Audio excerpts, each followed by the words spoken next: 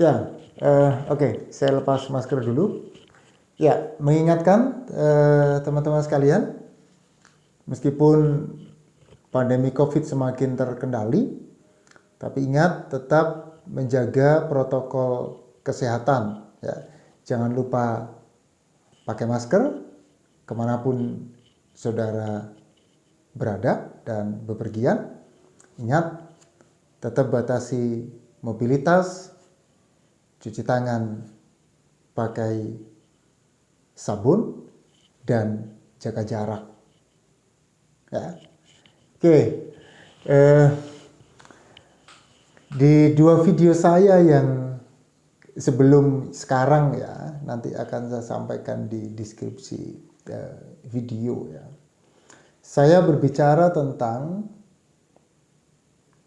bisu dan tuli ya, yang dalam kesaksian teks-teks Alkitab itu tidak dikonstruksi, tidak termasuk kategori cacat, tetapi dikonstruksi atau katakanlah menerima konsekuensi sebagaimana konsekuensi orang-orang dengan kecacatan. Ya. Nah, bagaimana Alkitab melihat orang-orang dengan penyakit kusta? Ya, ini nanti kita lihat bagaimana Alkitab melihat ya penyakit kusta. Apakah itu termasuk juga dalam kategori cacat, atau kusta itu tidak cacat, tetapi dikonstruksi ya, atau menerima konsekuensi sebagaimana orang cacat. Ya, oke.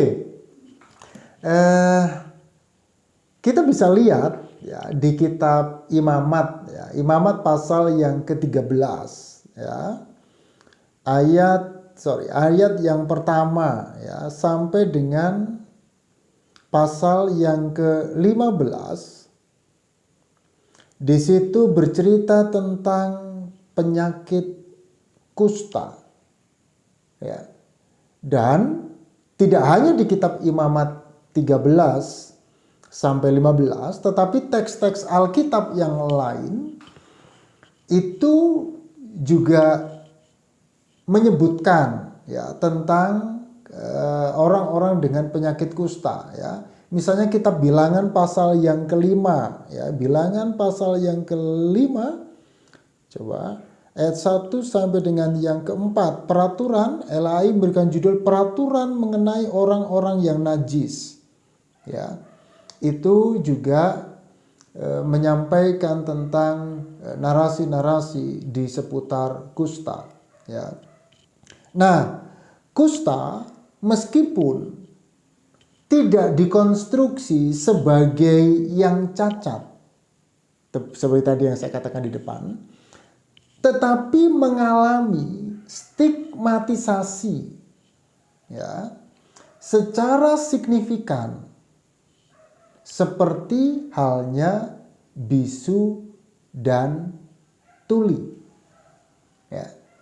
Coba saya baca Imamat pasal yang ke-13 ayat yang ke-46. Bentar ya. Oke, ayat 46.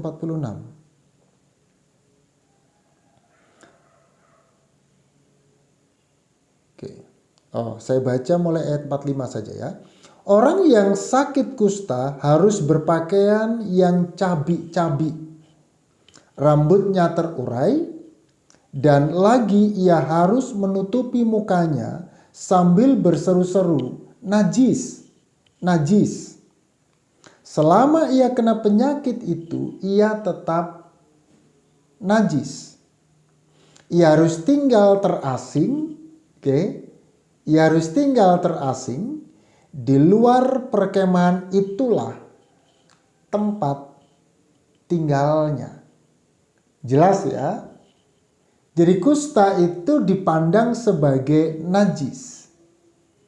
Memang ia najis. Ya, ia tetap najis, memang ia najis. Ia harus tinggal terasing. Ya.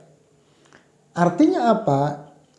Orang yang kena kusta ini distigma dan dimarginalisasi dari komunitasnya. Ya. Bahkan kalau menurut kitab Bilangan pasal yang kelima, ya, ayat yang kedua dan ketiga, perintahkanlah kepada orang Israel supaya semua orang yang sakit kusta, semua orang yang mengeluarkan lelehan, dan semua orang yang najis oleh mayat disuruh meninggalkan tempat perkemahan. Baik laki-laki maupun perempuan, haruslah kau suruh pergi. Ya. Keluar tempat perkemahan haruslah mereka kau suruh pergi, supaya mereka jangan menajiskan tempat perkemahan di mana aku diam di tengah-tengah mereka. Ya.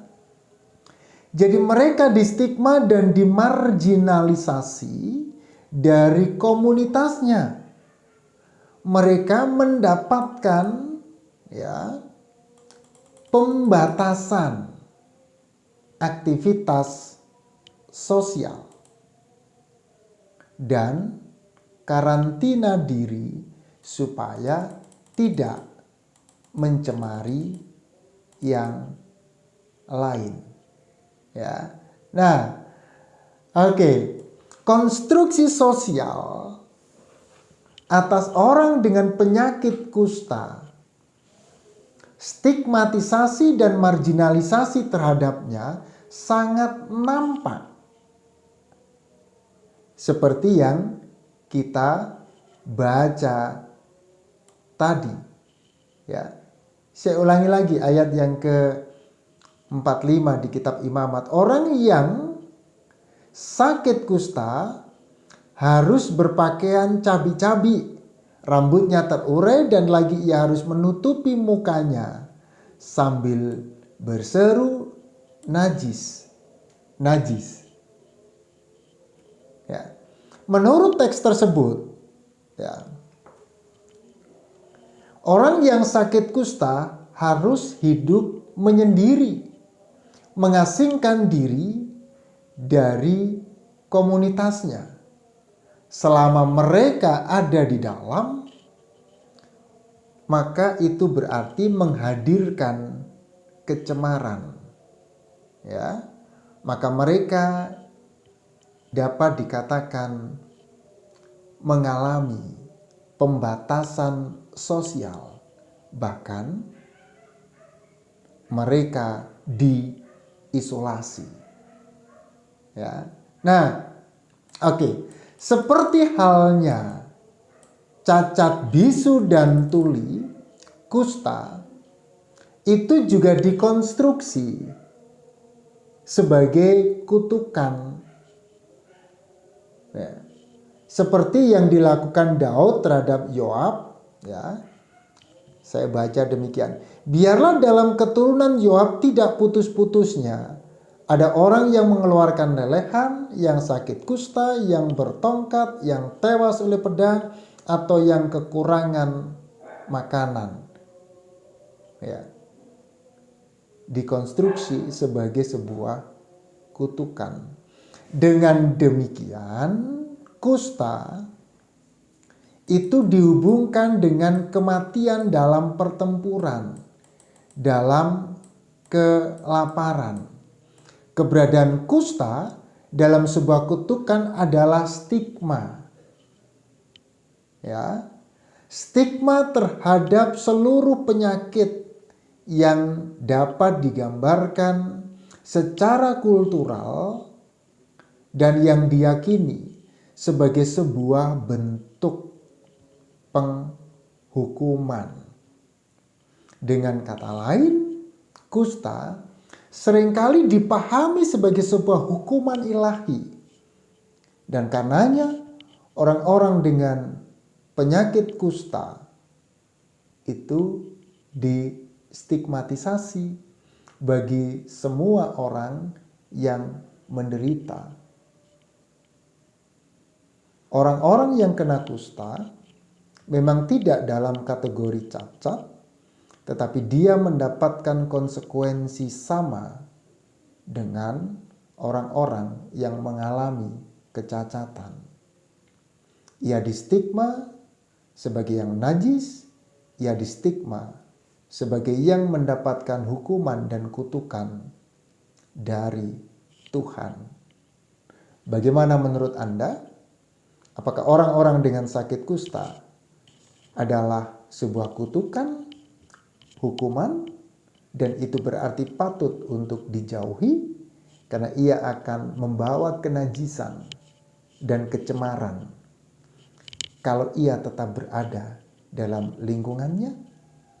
Silakan jawab, atau silakan teman-teman bisa memberikan kritik saran ya untuk terus mengembangkan channel ini. Terima kasih yang sudah menonton sampai habis ya video saya. Terima kasih untuk dukungannya, terima kasih untuk supportnya. Jangan lupa untuk tekan tombol lonceng gitu katanya orang-orang gitu ya, untuk subscribe dan share video ini. Semoga video ini mengedukasi kita semua ya. Jangan lupa tetap menggunakan masker ya demi menjaga kesehatan. Tuhan Yesus memberkati. Sampai ketemu di video-video saya selanjutnya. Bye.